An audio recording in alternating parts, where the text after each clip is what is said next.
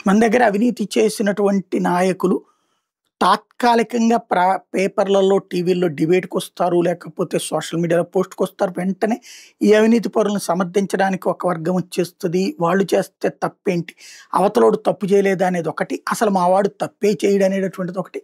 ఇట్లా రకరకాల కథలు నడిచిపోతుంటాయి. ఒక్క రాజకీయ నాయకుడికి గూడా లాలూ ప్రసాద్ యాదవ్‌కి శిక్షేసినా గూడా బయటే తిరుగుతున్నది చూసాం. ఇప్పుడు అదే చైనాలో అట్లా గాదు. చైనాకి సంబంధించినటువంటి మాజీ స్పోర్ట్స్ మినిస్టర్ వాళ్ళ క్రీడల మంత్రి జువా జోక్వాన్ని తాజాగా ఉరివేశారు.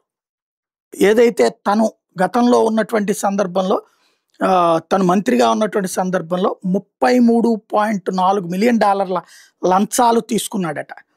ఆ తీసుకున్నందుకు ప్రతిగా అతని మీద కేసు నమోదవడం, తనకున్నటువంటి అధికారాన్ని దుర్వినియోగం చేశాడన్న దాని మీద విచారణ చేయడం, అతనికి ఉరి వేయమని ఆదేశించడం.